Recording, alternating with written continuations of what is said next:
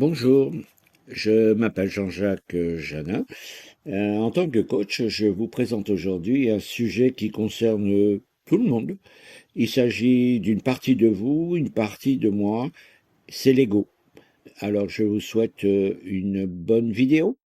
L'ego, on en parle souvent, c'est un inconscient qui est en nous, mais ce qui est important, c'est de savoir comment il agit. Est-ce qu'il agit à notre insu? Est-ce qu'on peut le maîtriser? Le fait est que l'ego existe depuis que nous avons le pouvoir de choisir. Cela fait de l'être humain la seule créature à avoir un libre arbitre. Alors abordons ce domaine qui est l'ego. Mais qu'est-ce que l'ego? L'ego est un concept psychologique qui désigne la partie de la personnalité d'un individu et qui est responsable de la perception de soi, de son identité personnelle et de la conscience de soi.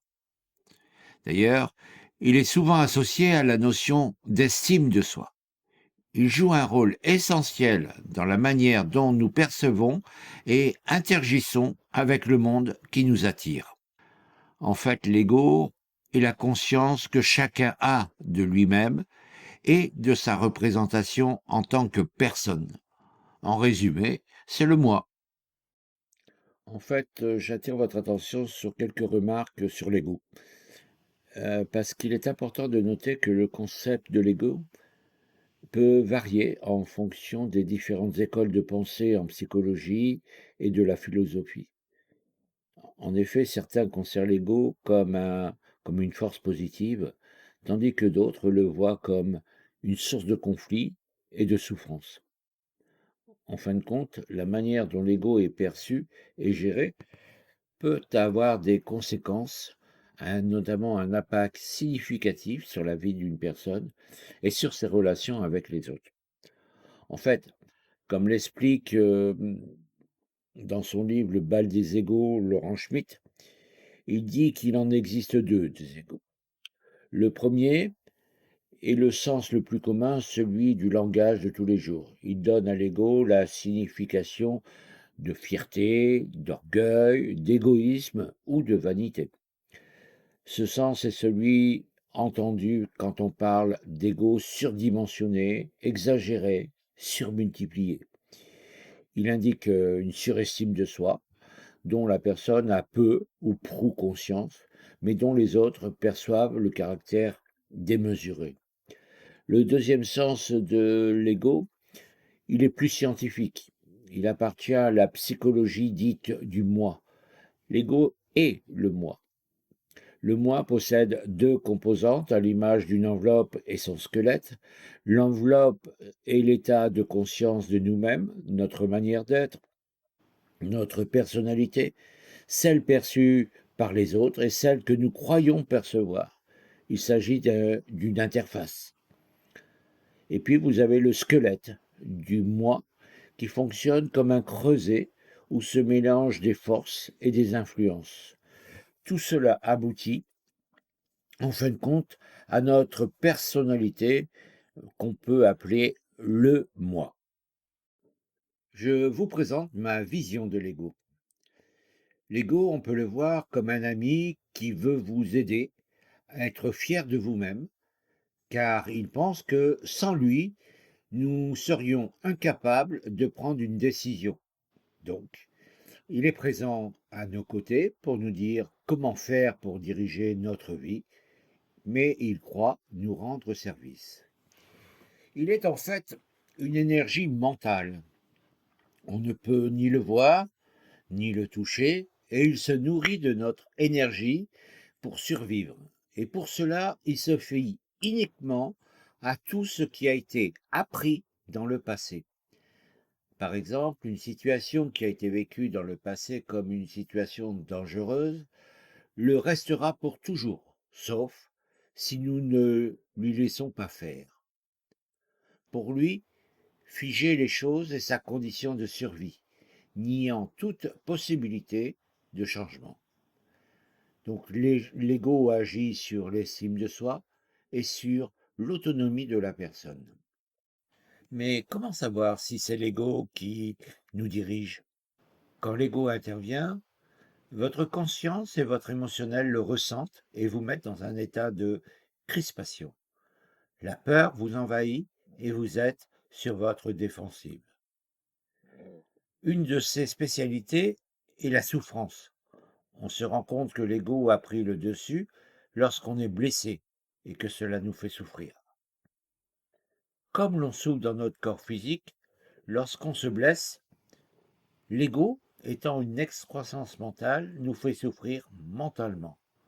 C'est comme cela qu'il vit, car son obsession est la peur de mourir. L'ego cherche constamment à se convaincre qu'il existe, alors que c'est qu'une illusion.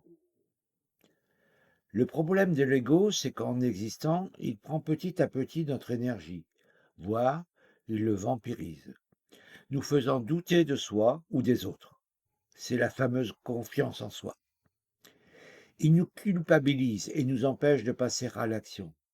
Il façonne nos croyances et les entretient par ces petites voix que nous entendons au fond de nous. Eric Berne, le fondateur de l'analyse transactionnelle, appelle cela les habitudes contraignantes. Tant que nous nous soumettons à nos croyances, nous serons prisonniers de notre ego. En fait, nous sommes dans une prison que nous décrit Idrich. Il nous dit que chaque être humain vit dans une prison. La prison, c'est lui-même. Et il est aussi son gardien. Puisque le gardien est le prisonnier et la prison, il n'est pas surprenant qu'il y ait si peu d'évasion et que les délivrances soient rares. Alors, est-ce difficile de prendre le pouvoir sur l'ego? Eh bien, je ne vais pas vous raconter de salade, c'est très difficile. C'est très difficile parce que Idrisha vous en parle juste avant, c'est-à-dire que la prison, c'est une prison, mais cette prison, c'est vous-même, mais vous en êtes aussi le gardien. Alors, qu'est-ce qu'il faut faire? C'est très difficile parce que l'ego, c'est d'une certaine façon vous maintenant. Alors, nous allons voir quels sont les obstacles pour prendre le pouvoir sur l'ego. Premièrement, nous avons des habitudes profondément ancrées. Les schémas de pensée et de comportement liés à l'ego sont souvent ancrés dans nos psychés, résultant en fin de compte de nombreuses années d'expérience et d'apprentissage. Et plus ces habitudes sont ancrées, et plus elles sont difficiles à briser. Deuxièmement, l'ego a un rôle de protection. En effet, l'ego s'est construit pour protéger notre estime de soi et notre identité, surtout pendant la période d'enfance. Il perçoit les menaces potentielles pour notre intégrité psychologique et il utilise divers mécanismes de défense pour les contrer.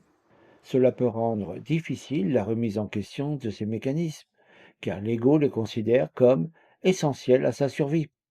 Troisièmement, c'est la fameuse résistance au changement.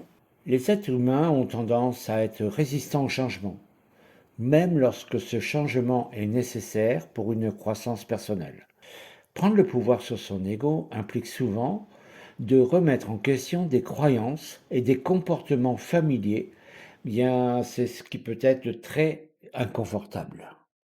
Le quatrième élément est cette insécurité qui nous fait peur. En effet, cette insécurité nous fait peur et en fin de compte, l'ego, il cherche simplement à maintenir un sentiment de sécurité et de contrôle. Donc, prendre le pouvoir sur son ego peut sembler menacer cette sécurité, car cela implique d'explorer des aspects de soi-même qui peuvent être difficiles à accepter. Donc, cette démarche requiert du courage, car elle nous confronte à notre vulnérabilité et à des zones d'ombre que nous préférerions souvent ignorer. Cependant, il faut oser regarder cette partie de nous-mêmes avec honnêteté et bienveillance. Nous ouvrons ainsi la voie à une transformation profonde et à une meilleure compréhension de notre fonctionnement intérieur. Cinquièmement, nous avons d'une certaine façon un manque de conscience de soi. En effet, l'être humain est conscient de, allons, disons, de 5 à 10% de ce qu'il vit tous les jours. Cela peut paraître beaucoup, mais par exemple, sommes-nous conscients de notre respiration? Ne respire-t-on pas de façon automatique? Aussi, beaucoup de gens ne sont pas conscients de l'influence de leur ego sur leur vie et leurs relations. Il est difficile de prendre conscience de quelque chose dont on n'est pas conscient. Par moments, il est plus facile de ne pas être conscient et se laisser porter par les événements, quitte à les regretter par la suite. Aujourd'hui, dans cette société moderne où nous avons tout et tout de suite, nous pouvons accéder rapidement à l'information, accéder à des films, accéder à un nombre de chaînes de télévision incalculable, etc., etc. Donc il faut consommer rapidement. Ceci fait que nous avons du mal à admettre que le développement personnel, au contraire, lui, il s'inscrit dans la durée et il nécessite un effort régulier. C'est pour cela que le développement personnel demande d'apprendre à cultiver la patience et la persévérance. C'est accepter qu'il y a un temps pour chaque chose. Et ça implique effectivement de renoncer à certains éléments comme la gratification ou le profit de quelque chose immédiat, mais c'est aussi l'assurance d'avoir des résultats profonds et durables. C'est difficile, mais il ne faut pas perdre espoir face à ce cheminement complexe, parce que malgré les défis, il est possible de prendre le pouvoir sur son ego en travaillant sur divers points que je développe ci-après, comme la prise de conscience du moment présent, les compétences émotionnelles, les croyances limitantes et diverses techniques de développement personnel comme l'analyse transactionnelle, l'AT, la PNL, programmation neurolinguistique, l'énéagramme et d'autres. Il est également nécessaire d'avoir cette volonté réelle de changer, car sans intention profonde, les outils et les méthodes risquent de rester complètement inefficaces. Une approche intéressante est celle de Jung, qu'il nomme l'individuation. J'en ai fait un post d'ailleurs. C'est cette approche que j'utilise a pour but une prise de conscience de son persona, de son ombre et des différentes facettes que l'on a en soi. Ce processus vise à intégrer ces parties souvent inconscientes pour tendre vers un épanouissement plus authentique et une meilleure compréhension de soi-même. De toute façon, je vous en parlerai aussi beaucoup plus longuement dans un prochain post. Nous allons maintenant aborder le nouveau chapitre Comment se défaire de l'emprise de l'ego. Pour s'évader de ce schéma et reprendre la gestion de sa vie, il existe 3 conditions nécessaires pour réussir. La première est la prise de conscience du moment présent. Alors, on verra toutes ces conditions en détail. Hein. Je vous donne simplement les titres et on les verra en détail. La deuxième, c'est avoir la volonté de changer. Mais pas simplement je veux changer, c'est vraiment la volonté de changer. Ça aussi, on va le voir en détail. Et puis la dernière, on en a déjà parlé, c'est l'assiduité. On n'y arrive pas sans travail. Ce n'est pas possible. Donc je vais vous parler de l'assiduité pour pouvoir changer. Prendre conscience du moment présent. Cet élément est fondamental car il vous permet de couper du passé, là où l'ego a toutes ses références, et vous coupez également du futur, là où il excelle pour vous critiquer et entretenir la peur qui est son carburant pour vous soudoyer. Alors, nous allons voir comment faire. Le premier élément pour prendre conscience du moment présent est une méditation. La méditation pour être, comme on l'a vu, ici et maintenant.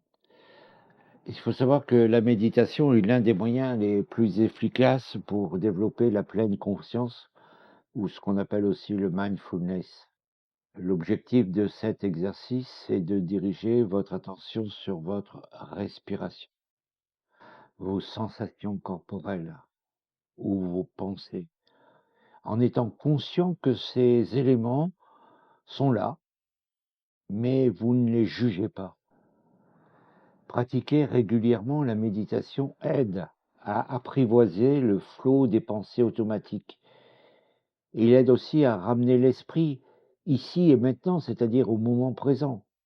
ce qui favorise une meilleure gestion du stress et une plus grande clarté intérieure. Alors, outre la méditation, vous avez des exercices comme la relaxation, la sophrologie, qui constituent également des apports non négligeables. Ces approches permettent de se relâcher les tensions physiques et mentales, d'améliorer la connaissance de soi et d'ancrer durablement des états de bien-être. En intégrant ces pratiques dans votre routine, vous créez un espace propice à l'observation de votre ego et à la transformation personnelle, tout en cultivant la bienveillance envers vous-même. C'est une approche qui est indispensable. Le deuxième exercice que je vous propose pour prendre conscience du moment présent est la respiration. Alors, c'est un exercice que vous pouvez faire n'importe quand et n'importe où. Il suffit de prêter son attention sur votre inspire et sur votre expire. Ressentir l'air rentrer et sortir de vos poumons. Si votre esprit s'éloigne, vous ramenez doucement votre attention à votre respiration. Vous pouvez le faire en marchant. Alors, vous avez après diverses techniques. Vous pouvez le faire en faisant 2 pas sur l'inspire, 2 pas sur je retiens ma respiration et 2 pas sur l'expiration. Et ces pas, vous les augmentez petit à petit. Vous passez à 3, 4, 5. Et plus vous êtes conscient et plus vous serez dans le moment présent. Alors, je vous parle également de la cohérence cardiaque. Ça aide aussi à gérer ses émotions pour un mieux-être physique, mental et émotionnel.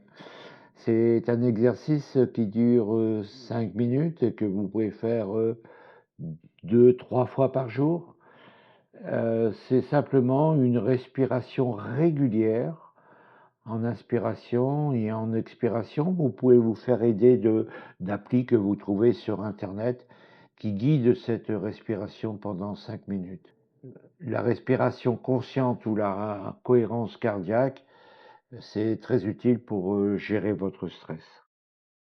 Prendre l'habitude de faire des activités en pleine conscience. C'est quelque chose d'important parce que vous avez vu que nous avons que 5 à 10% de conscience dans une journée. Et l'objectif est d'augmenter cette conscience dans toutes les activités, pas même en mangeant. En mangeant, au lieu de parler ou de penser à autre chose, concentrez-vous sur la texture, la saveur et l'odeur de la nourriture. Mastiquez lentement, savourez chaque bouchée. C'est hyper important, c'est une gymnastique à faire le plus souvent possible, et plus vous le ferez, et plus vous arriverez facilement à vous mettre en pleine conscience. L'écoute active pour être en empathie avec l'autre. Alors pourquoi nous avons 2 oreilles et une bouche? Effectivement, pour écouter 2 fois plus que de ne parler. Lorsque je dialogue avec quelqu'un, je m'efforce d'être totalement présent dans l'instant. C'est-à-dire que toute mon attention est dirigée vers cette personne qui est en face de moi. Je ne l'interromps pas. Je ne prépare pas mentalement ma réponse pendant qu'il parle. Je cherche simplement à comprendre son point de vue, ses besoins et ses émotions, sans jugement, simplement dans l'intention de saisir ce qu'il exprime vraiment. Et c'est cette écoute bienveillante qui favorise un climat de confiance et enrichit la qualité de nos échanges. Avoir la volonté de changer, ce n'est pas seulement dire je veux changer, mais une réelle volonté de changer. Par exemple, si je dis je veux m'arrêter de fumer, bien vous n'avez aucune chance de vous arrêter de fumer. Pourquoi? Parce que vous allez voir, je vais vous donner quelques indications effectivement pour que cette volonté, elle soit dure comme fer et vraiment ancrée au fond de vous. Trouver votre pourquoi vous voulez changer est quelque chose de capital. Trouver ces raisons profondes qui vous poussent à atteindre des objectifs de changement est la base de votre changement. Cette prise de conscience vous donne la motivation nécessaire pour persévérer, même lorsque les difficultés vont apparaître. C'est votre carburant. Remporter cette victoire, c'est avant tout triompher de son ego. Vous savez, cet ego qui est un adversaire intérieur, mais qui, paradoxalement, est aussi votre meilleur allié. En effet, l'ego met en lumière votre résistance et vos zones d'ombre, mais il vous indique également ce qui mérite d'être transformé en vous.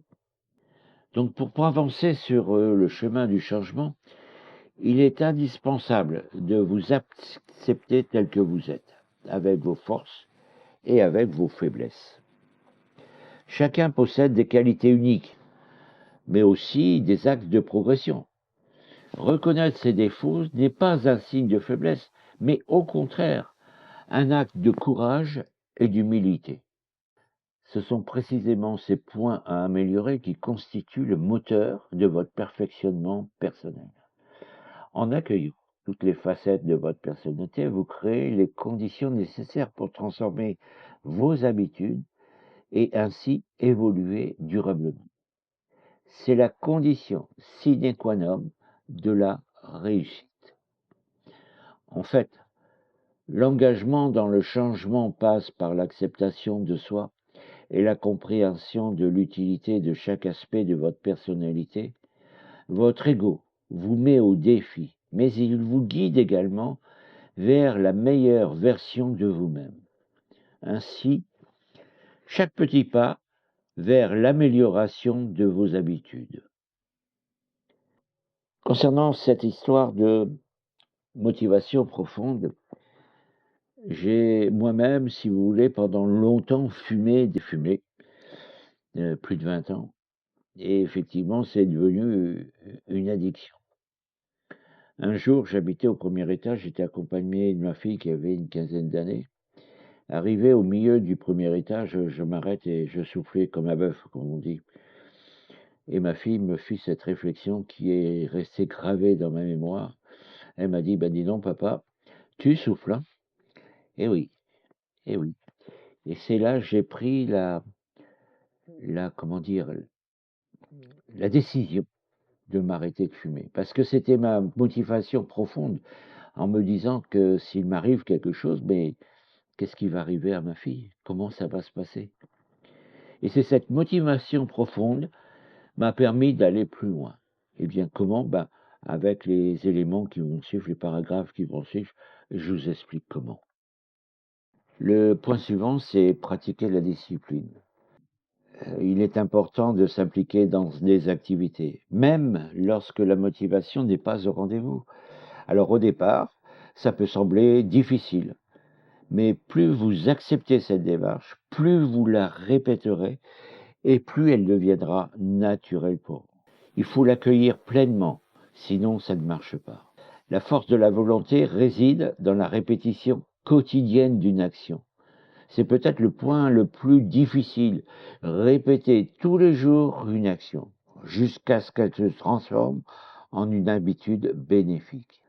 Ainsi, vous pourrez remplacer une habitude négative, toxique, par une bonne habitude positive. Fixez-vous un plan d'action. Alors, le plan d'action est un outil précieux pour structurer sa démarche de changement. Vous définissez ainsi clairement chaque étape à franchir. Vous clarifiez le chemin à parcourir. Et c'est comme ça que vous augmenterez vos chances de réussite. Alors, plus il sera détaillé, plus il vous permettra de décomposer vos objectifs en actions concrètes, mesurables, facilitant ainsi votre progression et le suivi de vos avancées. Alors, vous pouvez faire appel à un coach, un thérapeute. Alors, pourquoi? Parce que ces personnes-là n'ont pas, j'allais dire, la proximité émotionnelle avec vous. Donc, ils ont ce recul, ce regard extérieur qui vous aidera à organiser et ajuster votre plan et peut-être même vous soutenir et vous motiver si c'est nécessaire. C'est important de pouvoir mettre tous ces atouts pour pouvoir réussir et surmonter les difficultés.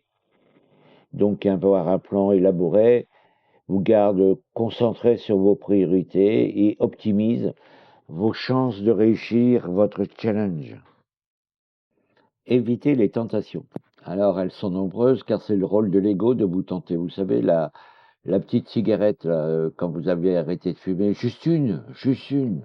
Ah, c'est la tentation. S'il réussit, il survit. C'est ça, c'est son job. Revenir en pleine conscience, prendre du recul avec son émotionnel, grâce entre autres à la respiration, est un élément qui vous devez avoir continuellement en tête. Quand ça va pas, respirez. En pratiquant cette respiration consciente, vous pouvez apaiser tout ce qui est réaction impulsive et observer les pensées sans y être identifié immédiatement. Cette prise de distance vous permet d'agir avec plus de discernement et de sérénité dans les moments de tension. Gérez l'échec. Vous aurez inévitablement des échecs, des périodes de doute. C'est tout à fait normal. L'ego ne vous laissera pas tranquille.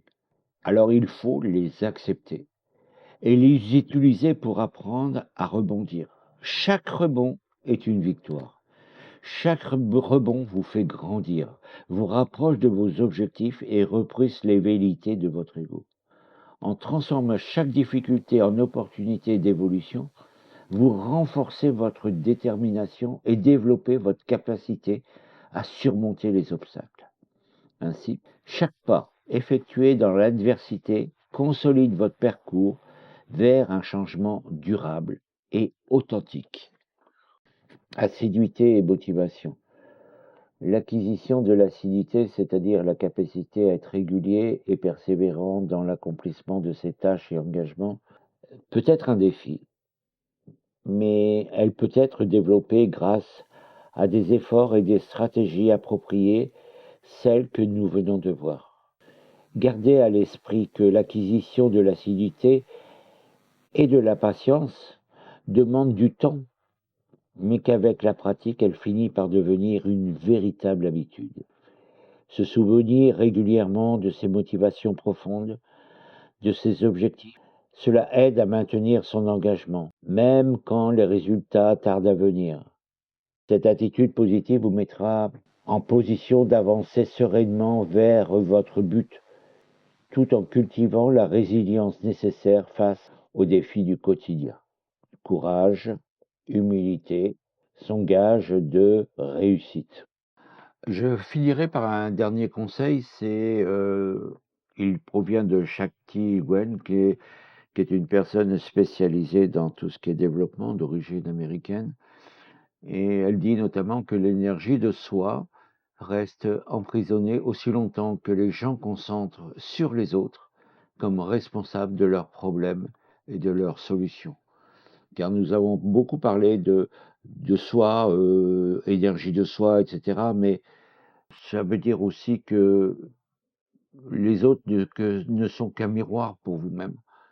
Et ils vous montrent certaines choses, comme votre ego, il vous montre certaines choses, à vous de les voir ou de ne pas les voir. Et on trouve toujours des excuses quand on ne veut pas voir quelque chose. Mais toujours, on a toujours une bonne raison d'être motivé, ce que je vous souhaite. Pour conclure, je vous donne des références de livres qui se rapportent à ce sujet. Vous les trouverez sur mon post de mon site internet. Et puis, je vous souhaite beaucoup de courage et de patience pour atteindre votre objectif de votre développement personnel. À très vite. Pour me joindre, vous avez mon téléphone 06 10 04 66 45, 06 10 04 66 45 et mon email janingj@gmail.com, jeaningj@gmail.com. Vous pouvez avoir d'autres renseignements dont la transcription de cette vidéo sur le blog de mon site www.coachingbygigi.com. Je reste à votre disposition pour tout accompagnement dans votre développement personnel.